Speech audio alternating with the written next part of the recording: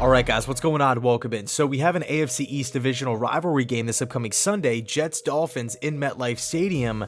Look, I gotta be honest with you, I wish there was more riding on this game. I really do, because when I think about the Dolphins and the Jets, I think of a heated rivalry that goes back years. I mean, my entire life, it's been Dolphins, Jets, back and forth. The Jets have had their moments, the Dolphins have had theirs, and you just know those two teams hate each other. But and both fan bases can attest to this. You know, the Dolphins are 3-7 this year. Super disappointing. New York is no better, sitting at 2-7. Just tons of losses to go around. And you know, this game would have been, could you imagine battle for second place, battle for first place, late November, Jets, Dolphins in MetLife, you know, cold weather in the fall? How awesome would that have been? But with that said, my eyes are going to be glued on the TV screen regardless. And let's talk about this Dolphins team. You know, they've only won 3 games on the season. They're coming off a tremendous win on primetime football against the Baltimore Ravens, but a lot of things have went awry for Miami this season. You know, they've had a ton of movement on the offensive line. Obviously, multiple quarterbacks, Jacoby Brissett, Tua. They've had injuries at the quarterback position. Defensively, they have a really hard time stopping the pass game. It's just been one tough season from top to bottom for this Dolphins organization. It really has. And, you know, I'm from Florida, so I'll reach out to a couple of buddies that are Dolphins fans, and it's really crazy the mixed bag of responses that I'll get. You know, in regards to Tua, I have one group of friends that really likes him. You know, he's good in the short passing game. He's super accurate. He's mobile. He still has room to get better. He interviews well. We should still build around Tua. And then I have another group of friends that, like, despise him. Weakest arm in football. He's always hurt, not reliable. There's no downfield passing attack, and really just the biggest complaint is that the offense does not move. The offense does not move, and the stats back that up. They're 28th in points per game. They're 29th in yards per game and points per play. But here's the deal. Yes, the Dolphins are 3-7. Yes, this Dolphins team has a very difficult time scoring touchdowns, but this team still has talent. They still have some extremely good football players. Mike Gesicki, Christian Wilkins, Jalen Waddle. I mean, I could go down the list. Xavier Howard, Byron Jones, Jerome Baker, a guy who I really like, rookie out of Oregon, Holland at safety. I mean, this Dolphins team, again, 3-7, at face value might not be that intimidating, but if we really take a deep dive and take a look at some of these players, they have talent. They definitely have talent. So what can this Jets offense do to have success against this Dolphins defense? For me, I think the biggest thing here, the main idea, should be trying to get into 3rd and short. I feel like that'll benefit a multitude of different areas. Number one, if we take a look at how the Dolphins do on 3rd downs defensively, they're 29th in the league.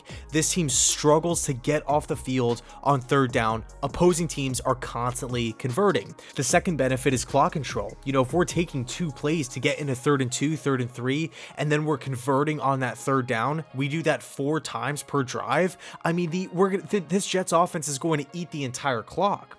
Number 3, it keeps the horrific defense off the field. It keeps them at bay. I mean, if we take a look at this Jets defense, it is god awful. In these last couple of weeks, we have given up 45 points to the Bills, 45 points to the Colts, 30 plus points against the Bengals, 50 plus points against the Patriots.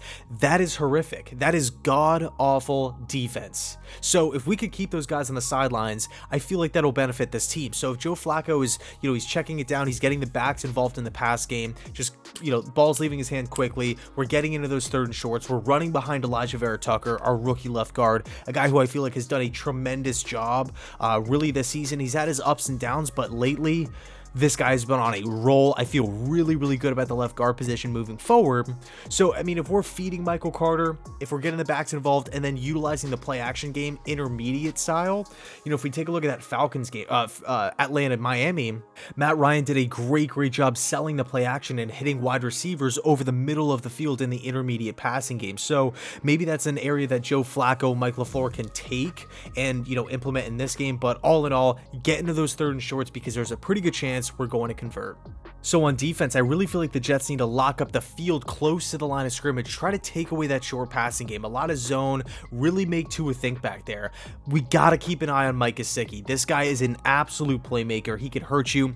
And by the way, if you take a look at the Jets defensive roster, Marcus May's done for the year. LaMarcus Joyner's done for the year. It's also looking like Brandon Eccles is going to be out as well, so no starting safeties, no starting outside corner. You know, if these playmakers like Gesicki and Jalen Waddle, if these guys are getting the football, we have to confine them. We cannot let these guys break free and roll for 15, 20 yards after the catch. I mean, we all know Tua will not push the ball down the field. His arm isn't really that good. They're 28th in yards per pass. I really feel like this Jets defense can have some success if we hone in on Gesicki, take away the security blanket, watch Tua within the first 3 steps, making sure the ball is not leaving his hands immediately, and then watching those screens. I mean, the last thing you want is for Tua to have easy yards, for him to do a quick little out to Jalen Waddle, to Ford, whoever it may be, and that ball carrier takes it for 40 yards.